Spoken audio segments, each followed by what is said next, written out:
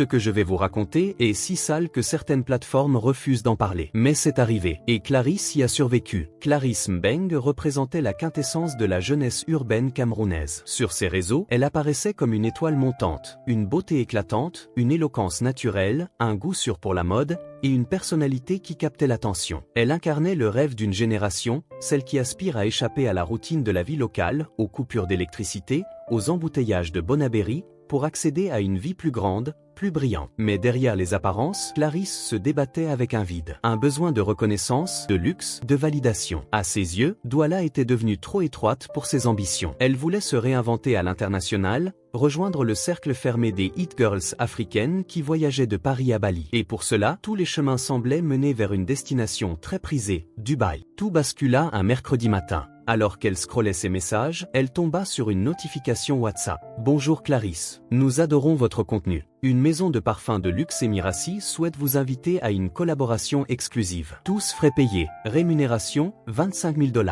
Le message était signé Mr. K. La photo de profil montrait un homme élégant, en costume sur mesure. Sa voix, lors de leurs appels, était douce, rassurante, presque paternelle. Il parlait d'opportunités, de carrière, de lumière. Le contrat envoyé était long, truffé de termes juridiques en anglais. Clarisse s'y perdit mais accepta, grisée par l'offre. Une ligne, cependant, attira brièvement son attention. Disponibilité exigée pour activités privées selon demande des partenaires. Elle demanda des explications. Mystère K répondit avec un simple emoji clin d'œil et une voix détendue. Ne t'inquiète pas, ce sont des soirées, des dîners de gala. Rien de compromettant. Et c'est ainsi que, sans vraiment comprendre dans quoi elle s'engageait, Clarisse embarqua pour le voyage qui allait bouleverser sa vie. À son arrivée à l'aéroport de Dubaï, Clarisse fut accueillie comme une reine. Une pancarte à son nom, un chauffeur en costume, et une voiture de luxe climatisée l'attendaient. À l'hôtel, elle découvrit une suite somptueuse, sol en marbre, miroir doré, corbeille de fruits exotiques, et des liasses de billets jetés sur le lit comme un clin d'œil provocateur à la richesse du golfe. Elle était traitée comme une star, maquilleuse attitrée,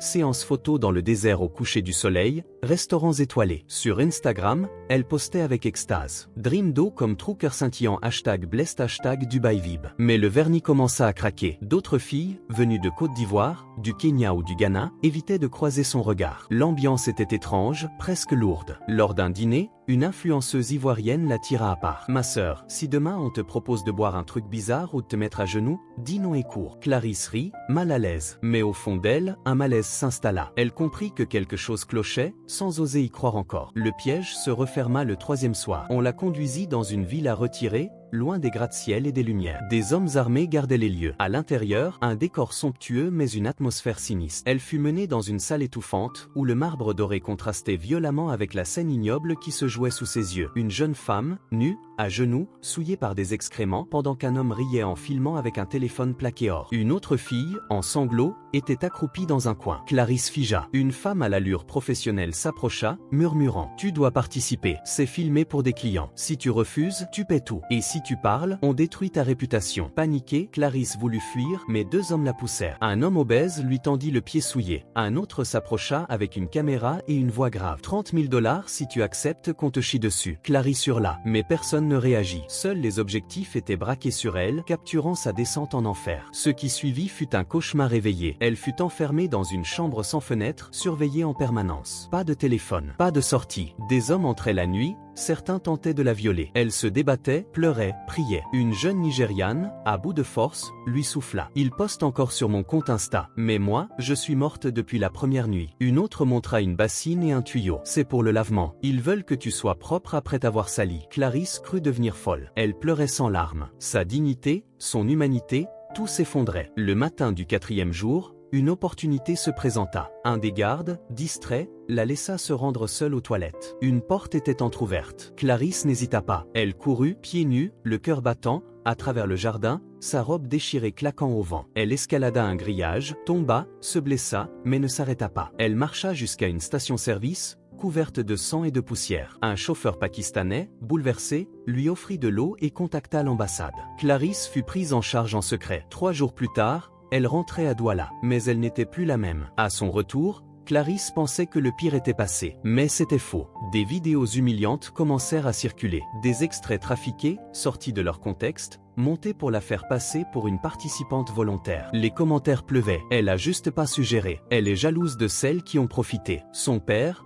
pasteur respecté, la renia publiquement. Sa mère ne répondait plus à ses appels. Ses contrats s'évaporèrent. Seule, isolée, Clarisse tenta 2 fois de mettre fin à ses jours. Mais une étincelle résistait. Un besoin de vérité, de justice. 1 an plus tard, elle apparut, sans maquillage, le regard cerné, sur YouTube. La vidéo s'intitulait « La vérité sur Dubaï, ce que je n'ai jamais dit ». Sa voix tremblait. Elle pleurait, vomissait parfois entre 2 phrases. Mais elle racontait tout, les pièges, les violences, les silences complices. La vidéo devint virale. Des dizaines d'autres jeunes filles témoignèrent. Une association fut créée. Le nom de Mystère K fut dévoilé. Des enquêtes furent ouvertes dans plusieurs pays. Clarisse, elle, trouva un sens à son calvaire. Empêcher que d'autres tombent. Le luxe est parfois un décor pour les pires atrocités. Derrière chaque story paradisiaque, chaque montre de luxe sans partenariat, chaque vol en jet privé sans explication, se cache peut-être un marché de chair humaine. Clarisse n'était pas parfaite. Elle a été naïve, avide de rêves. Mais elle a survécu. Et dans sa voix tremblante, des milliers d'autres ont trouvé le courage de dire non.